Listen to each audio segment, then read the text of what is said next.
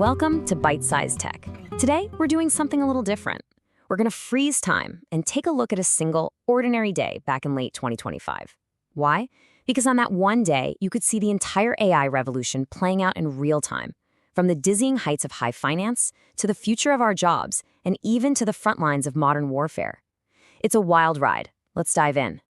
This quote right here from a major player in defense tech really hits the nail on the head.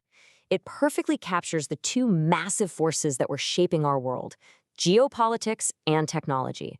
And they weren't just happening in parallel. They were completely tangled up with each other. And on this particular day in 2025, that connection was impossible to ignore. So our story really kicks off where a lot of big stories do, with the money.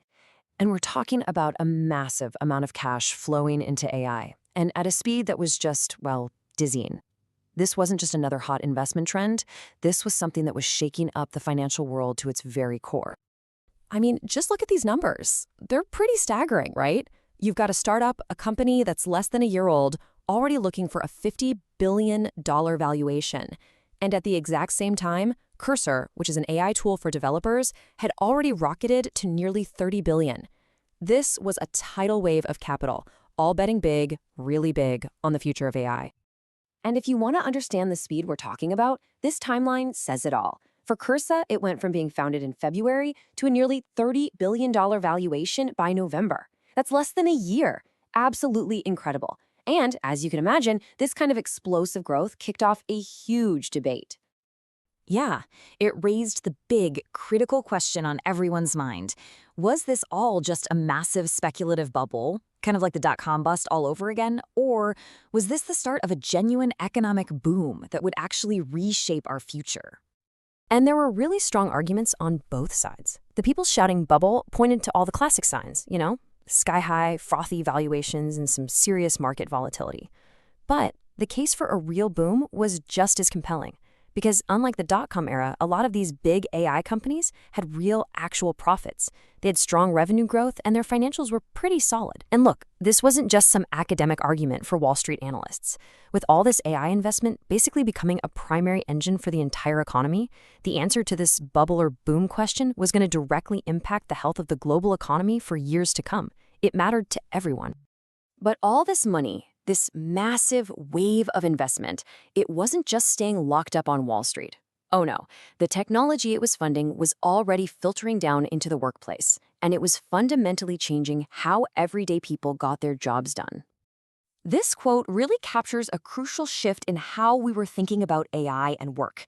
The conversation started moving away from this fear of robots taking over and more towards seeing AI as this incredibly powerful tool, a tool that makes workers better, faster, and way more effective. And here's the proof. Take this number, 40%. That was the productivity gain that software developers were reporting when they used AI assistants like Cursor. A 40% jump, that's not just a little bump in efficiency, that is a revolutionary leap forward.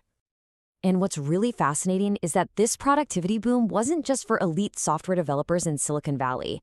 New AI startups were popping up to build tools specifically for what you might call Main Street industries. We're talking plumbers, electricians, HVAC technicians. AI was rapidly evolving from a niche tech product into a general-purpose utility for the entire economy. Okay, so this widespread adoption of AI in the economy had a parallel, and frankly, a much more serious consequence. The very same technological revolution that was transforming business was also creating a brand new geopolitical battlefield. And this had enormous implications for global security and the future of war itself. Now, to really get the stakes here, we have to talk about this idea of unipolarity. You see, for decades, the world basically had one dominant superpower. Well, that's not the world we live in anymore. We're now in a multipolar world with several major powers competing, and that makes the race for technological dominance, especially in AI, a matter of national survival. This new technological arms race wasn't just theoretical. It had a real-world R&D lab, the conflict in Ukraine. It became the absolute front line for military AI. New technologies were being tested and deployed incredibly fast, accelerating innovation at a pace that was just unheard of. We're talking about major leaps happening reportedly every 6 to 8 weeks. And all of this rapid development forced a really critical question for Western nations. As these AI systems on the battlefield become more and more autonomous, where do we draw the line? At what point do we absolutely insist on having a human in the loop making the final call?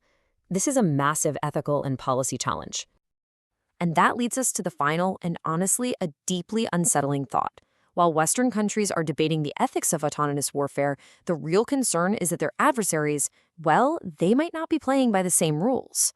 In an AI arms race, that kind of ethical gap could change everything. It was the crucial unanswered question hanging in the air on that day in 2025. And honestly, it's a question we are all still grappling with today. If you enjoyed this episode, please like, comment, share, and subscribe.